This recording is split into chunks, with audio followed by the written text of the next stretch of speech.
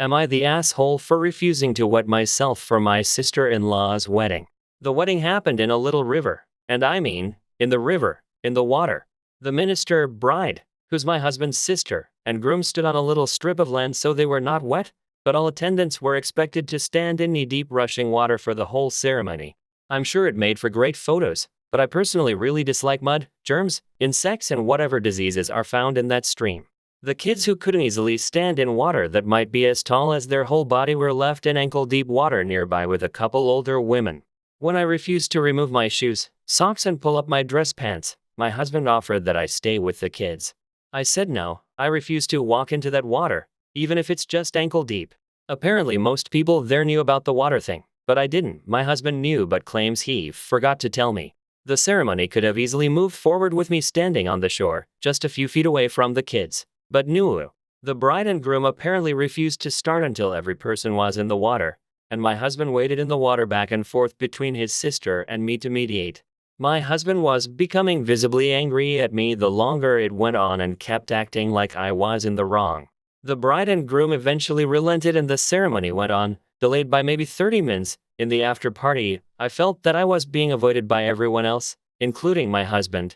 That was nearly 2 weeks ago. My husband was stone-faced and refusing to talk to me about it or about anything at all for several days, and when he started talking again, he refused to address the wedding beyond telling me that I humiliated him in front of his family and he refuses to talk about it any longer.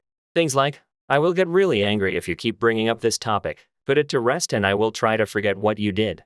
But I feel like I did nothing wrong. I feel blindsided, because if I'd been told in advance what the wedding entailed, I'd have faked a stomach bug and not attended the damn thing at all. Am I the asshole? Edit. Clearing up some misconceptions. I'm a man. My husband and I are a gay couple. Towels were provided, but no way to wash your feet from the mud and germs. A lot of guests had a change of clothes. Some removed part of their outfits and put the lower bits back on after drying themselves. Others decided to get wet and remain in wet clothes. But the bride and groom did not expect everyone to stay wet all evening. The level of the water keeps getting higher and higher in the comments, so to be clear, it was not that deep. From where I stood, I could see women up to their knees or lower thighs for the smaller ones, and to taller guests, it reached their shins. I am 5'2", so I would have been deeper than shin level. I did not see anyone fall into the water or even seriously stumble, so the fears of guests not knowing how to swim are misplaced. My husband knew about this requirement in advance as he coordinated with his sister, and he claims it was by mistake that I was not made aware until the day of. He's accepted blame for failing to inform me. That is not in question, but he remains upset about the whole event. I do not know his exact feelings on the topic beyond the fact he accused me of humiliating him in front of his family. He refuses to actually discuss and get closure. I wanted to hear from him a form of apology for getting outwardly angry at me but not at his sister when I felt like I was being reasonable. He was getting agitated every time I tried to talk about it. So now we do not discuss this topic. My husband still talks to me overall. He calmed down. He acts pretty much normal day to day and is even affectionate. He wants this topic to be buried and not addressed again, while I feel very frustrated because I feel like I was treated unfairly and then blamed wrongly. His family will definitely remember me as the troublemaker and probably think I am a disrespectful person, and I would like my husband to acknowledge that I was done dirty and to defend my reputation in front of his family.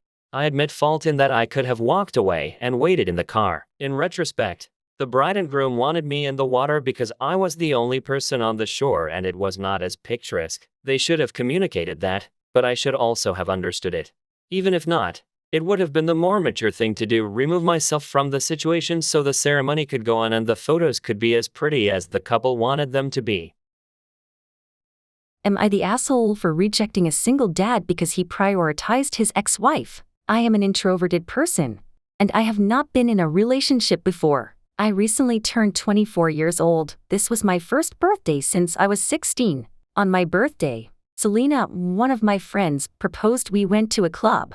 My 3 other friends came and Selena's older brother David, who was like 12 years older than us, tagged along. I never really spoke to David because I was not even that close to Selena. David is a single dad. His ex-wife was his high school sweetheart. And they even had a cute little girl named Sarah, though they had gotten divorced like 4 years ago. His ex is in a relationship with somebody else, who also has a kid.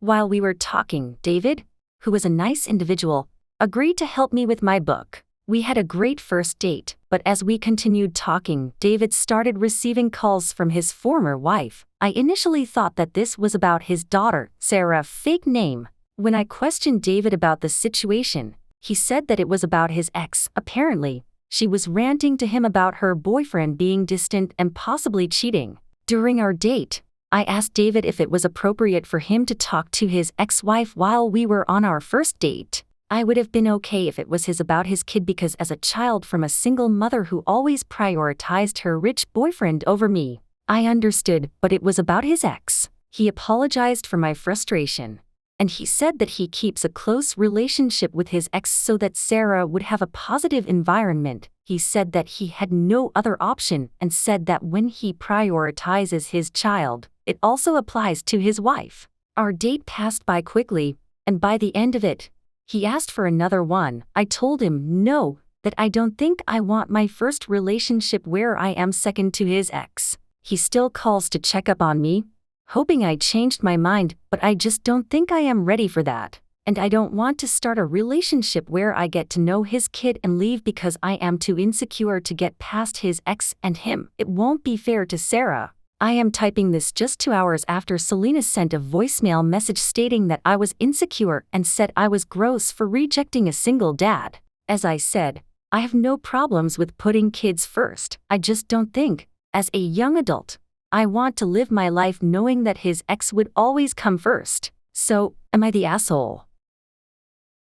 Am I the asshole for not catering to my roommate's vegan diet? So me and my roommate have been living together for about a year, and we haven't really had any problems. We're friends, so we're fine sharing a few things in the apartment, but one thing we rarely share is food.